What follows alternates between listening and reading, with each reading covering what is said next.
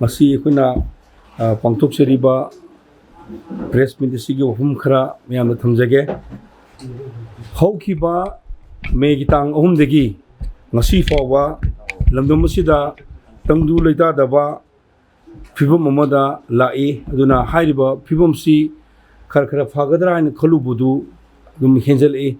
mayam singi manung duda yamna nungaijidaba amadi ꯑꯩꯈꯣꯏꯒꯤ ꯏꯔꯝꯗꯝꯁꯤ ꯏꯄꯥ ꯏꯄꯨꯁꯤꯡꯅ ꯆꯍꯤ ꯂꯤꯁꯤꯡ ꯀꯌꯥꯒꯤ ꯃꯃꯥꯡꯗꯒꯤ ꯑꯩꯈꯣꯏꯗ ꯁꯤꯟꯅꯕꯤꯔꯝꯕꯅꯤ ꯑꯩꯈꯣꯏꯅ ꯍꯧꯖꯤꯛ ꯍꯧꯖꯤꯛ ꯂꯩꯖꯔꯤꯕꯅꯤ ꯑꯗꯨꯅ ꯍꯧꯖꯤꯛ ꯍꯧꯖꯤꯛ ꯑꯩꯈꯣꯏ ꯂꯩꯖꯔꯤꯕ ꯑꯩꯈꯣꯏꯒꯤ ꯏꯔꯝꯗꯝ ꯑꯁꯤꯗ ꯑꯩꯒꯤ ꯏꯔꯝꯗꯝꯒꯤ ꯏꯆꯤꯜ ꯏꯅꯥꯎ ꯑꯣꯏꯔꯤꯕ ꯀ꯭ꯋꯥꯛꯇꯥ ꯂꯝꯈꯥꯏꯗ ꯂꯩꯕ ꯑꯩꯈꯣꯏꯒꯤ ꯃꯔꯨꯞ ꯍꯥꯏꯇꯥꯔꯦ ꯑꯗꯒꯤ ꯃꯈꯣꯏꯒꯤ ꯅꯨꯡꯉꯥꯏꯅ ꯑꯍꯜ ꯂꯃꯟꯁꯤꯡꯅ ꯊꯝꯕꯤꯔꯝꯕ ꯃꯌꯨꯝꯗꯨꯗ ꯇꯨꯝꯖꯔꯒ ꯅꯨꯡꯉꯥꯏꯅ ꯂꯩꯖꯔꯤꯉꯩ ꯇꯥꯟꯖꯥꯁꯤꯗ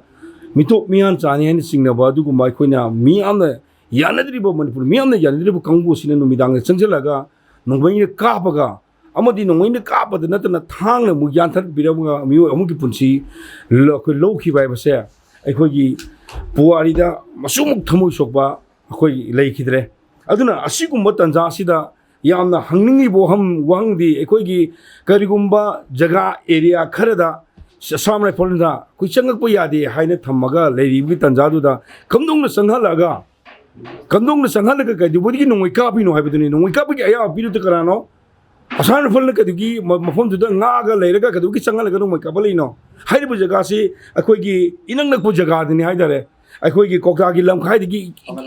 ꯄꯥꯡꯒꯜ ꯂꯝꯈꯥꯏꯅ ꯈꯪꯅꯕ ꯑꯗꯨꯗꯒꯤ ꯏꯅꯛ ꯅꯛꯅ ꯂꯩꯕ ꯖꯒꯥꯗꯨꯗꯅꯤ ꯍꯥꯏꯔꯤꯕ ꯖꯒꯥꯗꯨꯗ ꯀꯔꯤꯒꯤꯗꯃꯛꯇ ꯆꯪꯍꯜꯂꯤꯅꯣ ꯍꯥꯏꯕꯁꯤ ꯋꯥꯍꯪ ꯑꯃ ꯑꯩꯈꯣꯏꯗ ꯍꯪꯗꯨꯅ ꯂꯥꯛꯑꯦ ꯑꯗꯨꯅ ꯉꯁꯤꯒꯤ ꯃꯅꯤꯄꯨꯔ ꯃꯤꯌꯥꯝꯅ ꯄꯦꯟꯗ꯭ꯔꯤꯕ ꯃꯌꯥꯝꯁꯤꯡꯁꯤꯒꯤ ꯃꯔꯛꯇ ꯃꯗꯨꯗꯁꯨ ꯅꯠꯇꯅ ꯃꯗꯨꯗꯒꯤ ꯑꯃꯨꯛ ꯃꯇꯝ ꯈꯔ ꯀꯥꯟꯅꯔꯀꯥꯟꯗ ꯇꯣꯔꯕꯨꯡꯒꯤ ꯕꯪꯂꯥꯒꯤ ꯑꯦꯔꯤꯌꯥ ꯑꯗꯨꯗ ꯂꯩꯔꯤꯕ ꯑꯩꯈꯣꯏꯒꯤ ꯅꯨꯡꯊꯤꯜꯗ ꯅꯨꯡꯗꯥꯡꯁꯨ ꯅꯠꯇꯕ ꯑꯁꯥꯝ ꯔꯥꯏꯐꯜꯁꯀꯤ ꯑꯗꯨ ꯅꯠꯇ꯭ꯔꯒ ꯁꯦꯟꯇ꯭ꯔꯦꯜ ꯃꯤꯂꯤꯇꯔꯤꯒꯤ ꯃꯌꯥꯝꯒꯤ ꯃꯃꯥꯡꯗ ꯑꯩꯈꯣꯏꯒꯤ ꯃꯁꯤꯡ ꯌꯥꯝꯂꯕ ꯀꯨꯀꯤꯖꯣ ꯅꯨꯄꯤ 8,000 ꯑꯗꯨꯒ ꯃꯤ ꯅꯨꯄꯥꯁꯤꯡ ꯌꯥꯎꯅ ꯃꯐꯝꯗꯨꯗ ꯊꯣꯝꯖꯤꯜꯂꯒ ꯑꯩꯈꯣꯏꯒꯤ ꯃꯩꯇꯩꯒꯤ ꯈꯨꯜ ꯌꯨꯝ ꯆꯥꯝꯃꯃꯨꯛ ꯑꯩꯈꯣꯏ ꯕꯨꯜꯗꯣꯖꯔ 5 ꯁꯤꯖꯤꯟꯅꯔꯒ ꯇꯛꯈꯥꯏꯈꯤꯕ ꯍꯥꯏꯕꯁꯤ ꯃꯗꯨꯗ ꯌꯦꯡꯗꯨꯅ ꯂꯩꯔꯤꯕ ꯁꯦꯟꯇ꯭ꯔꯦꯜ ꯄꯨꯂꯤꯁꯁꯤꯡꯗꯨ ꯀꯔꯤꯒꯤꯗꯃꯛꯇꯅꯣ ꯍꯥꯏꯕꯁꯤꯅꯤ ꯑꯗꯨꯅ ꯂꯩꯔꯤꯕ ꯁꯦꯟꯇ꯭ꯔꯦꯜ ꯐꯣꯔꯁꯁꯤꯡ ꯑꯗꯨꯅ ꯃꯗꯨ ꯇꯛꯈꯥꯏꯕ ꯇꯤꯌꯥꯔ ꯒꯥꯁ ꯀꯥꯞꯄ ꯑꯗꯨꯒꯤ ꯇꯧꯗꯕꯤꯗ ꯀꯔꯤꯒꯤꯗꯃꯛꯇ ꯃꯈꯣꯏꯅ ꯌꯦꯡꯉꯒ ꯂꯩꯔꯒ ꯑꯩꯈꯣꯏ ꯌꯨꯝ ꯊꯨꯒꯥꯏꯂꯤꯕꯗꯣ ꯍꯥꯏꯕꯗꯨꯒꯤ ꯋꯥꯍꯪꯁꯤ ꯀꯣꯀꯣꯃꯤꯅ ꯌꯥꯝꯅ ꯍꯛꯆꯤꯟꯅ ꯂꯧꯏ ꯍꯥꯏꯇꯥꯔꯦ ꯁꯨꯝꯅ ꯂꯩꯔꯤꯉꯩꯒꯤ ꯇꯥꯟꯖꯥꯁꯤꯗ ꯂꯩꯔꯤꯕ ꯉꯁꯤ ꯑꯩꯈꯣꯏꯒꯤ ꯃꯤꯌꯥꯝ ꯃꯅꯤꯄꯨꯔ ꯂꯩꯔꯤꯕ ꯃꯤꯌꯥꯝꯁꯤꯡꯁꯤ ꯑꯩꯈꯣꯏꯅ ꯀꯅꯥꯒꯨꯝꯕ ꯑꯃꯒꯤ ꯃꯇꯦꯡꯅꯤ ꯍꯥꯏꯅ ꯂꯧꯔꯨꯔꯒ ꯃꯈꯣꯏꯅ ꯑꯩꯈꯣꯏꯕꯨ ꯀꯟꯕꯤꯒꯅꯤ ꯍꯥꯏꯕꯒꯤ ꯋꯥꯈꯜ ꯈꯜꯂꯤꯕ ꯄꯣꯠꯁꯦ ꯑꯩꯈꯣꯏ ꯊꯥꯗꯣꯛꯑꯁꯤ ꯍꯧꯖꯤꯛꯇꯤ ꯑꯩꯈꯣꯏ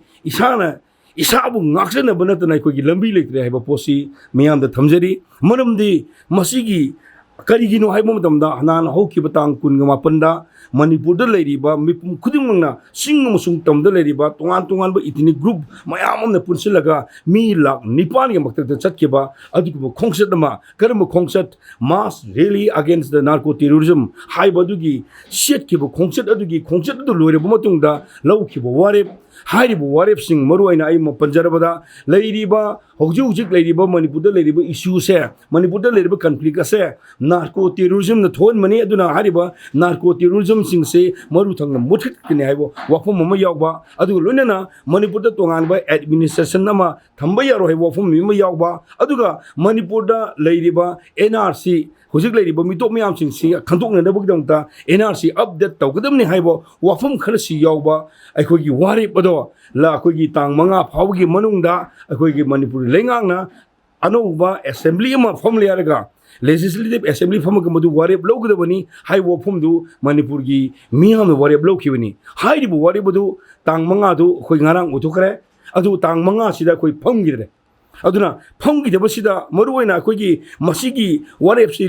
ꯀꯩꯅꯣꯁꯤ ꯃꯤꯐꯝꯁꯦ ꯐꯝꯅꯅꯕ ꯍꯣꯠꯅꯔꯛꯄ ꯇꯥꯟꯖꯥꯁꯤꯗ ꯑꯩꯈꯣꯏꯒꯤ ꯃꯅꯤꯄꯨꯔꯁꯤꯗ ꯂꯩꯃꯤꯟꯅꯔꯤꯕ ꯑꯩꯈꯣꯏꯒꯤ ꯍꯤꯡꯃꯤꯟꯅꯔꯤꯕ ꯑꯩꯈꯣꯏ ꯂꯩꯍꯥꯎꯁꯤꯗ ꯂꯩꯃꯤꯟꯅꯔꯤꯕ ꯑꯩꯈꯣꯏꯒꯤ ꯋꯥꯈꯜ ꯈꯟꯃꯤꯟꯅꯔꯤꯕ ꯀꯥꯡꯕꯨ ꯃꯌꯥꯝ ꯒ꯭ꯔꯨꯞ ꯃꯌꯥꯝꯁꯤꯡ ꯏꯊꯅꯤꯛ ꯒ꯭ꯔꯨꯞ ꯃꯌꯥꯝꯁꯤꯡꯒꯤ ꯃꯔꯛꯇ ꯀꯅꯥꯒꯨꯝꯕ ꯏꯊꯅꯤꯛ ꯒ꯭ꯔꯨꯞ ꯑꯃꯅ ꯍꯥꯏꯔꯤꯕ ꯋꯥꯔꯦꯞ ꯑꯁꯤ ꯂꯧꯗꯅꯅꯕ ꯑꯦꯁꯦꯝꯕ꯭ꯂꯤ ꯐꯝꯗꯅꯅꯕ ꯐꯣꯡꯉꯛꯄ ꯋꯥꯐꯝ ꯈꯔꯁꯨ ꯃꯅꯤꯄꯨꯔ ꯃꯤꯌꯥꯝꯅ ꯊꯦꯡꯅꯈ꯭ꯔꯦ ꯃꯗꯨꯃꯛꯀꯤ ꯌꯥꯝꯅ ꯂꯥꯏꯕꯛ ꯊꯤꯕꯅꯤ ꯍꯥꯏꯕꯁꯤ ꯀꯣꯀꯣꯃꯤꯒꯤ ꯃꯥꯏꯀꯩꯗꯒꯤ ꯊꯝꯖꯔꯤ ꯑꯗꯨꯅ ꯑꯃꯕꯨ ꯑꯣꯏꯔꯣ ꯃꯅꯤꯄꯨꯔ ꯃꯤꯌꯥꯝꯅ ꯑꯁꯨꯛ ꯌꯥꯝꯅ ꯋꯥꯔꯕ ꯇꯥꯟꯖꯥꯁꯤꯗ ꯃꯅꯤꯄꯨꯔ ꯂꯩꯉꯥꯛꯅ ꯑꯗꯨꯒꯨꯝꯕ ꯇꯥꯡ 5ꯗ ꯑꯩꯈꯣꯏ ꯐꯪꯒꯗꯅꯤ ꯍꯥꯏꯕ ꯑꯩꯈꯣꯏ ꯋꯥꯔꯦꯞ ꯑꯗꯣ ꯀꯌꯥ ꯌꯥꯝꯅ ꯑꯩꯈꯣꯏꯒꯤ ꯃꯅꯤꯄꯨꯔ ꯂꯩꯉꯥꯛꯅ ꯑꯩꯈꯣꯏꯒꯤ ꯃꯤꯌꯥꯝꯅ ꯂꯧꯕ ꯋꯥꯔꯦꯞꯇꯨ ꯑꯩꯈꯣꯏ ꯔꯤꯒꯥꯔꯗ ꯇꯧꯕꯤꯕꯒꯦ ꯑꯗꯨ ꯔꯦꯁꯄꯦꯛ ꯇꯧꯕꯤꯕꯒꯦ ꯍꯥꯏꯕ ꯄꯣꯠꯇꯨ ꯑꯩꯈꯣꯏꯅ ꯍꯪꯕ ꯋꯥꯍꯪꯁꯤ ꯉꯁꯤꯁꯨ ꯍꯪꯂꯤ ꯑꯗꯨꯅ मनपुर मियामना लौकिबा वारेप अदु थबक ओइना पांथोरक्तबा ओइरबनिना हौजिकति अखोगी कोकोमी अमदी मनपुर मियामना कुपना खनरबा मतुंगदा वफम खरखक मियामदा थमजरी मदुदी लैरिबा लैंगांगसिना मनपुर मियामगी ओइबा अपाम पोटो फोंदोक्तरबनिना मनपुर की अपाम पोटो वारेप ओइना लौबिद्रबनिना हौजिक लेरिबा मनपुर लैंगांगसिगा मनपुर मियाम मोदी कोकोमीगा अखोगी लैनरिबा मरी दैट मीन्स हाइबदी अखोई लेरिबा मनपुर की लैंगांगसे अखोई बोकोट तौरे हैदना अखोइना मियाम कनोदा सोशल बोयकॉट तौरे हैदना अखोई मियाम द लाउथोक्चरी अदुना हाइरिबा सिगी मनुंगसिदा मनपुर की मियामनसु लेरिबा लैंगा की ओइबा थबक थोरम सिंगदा थबक अखोगी सरुक याबिदनदनबा हाइबो फमसु मियाम की मफमदा कोकोमीना थमजरी।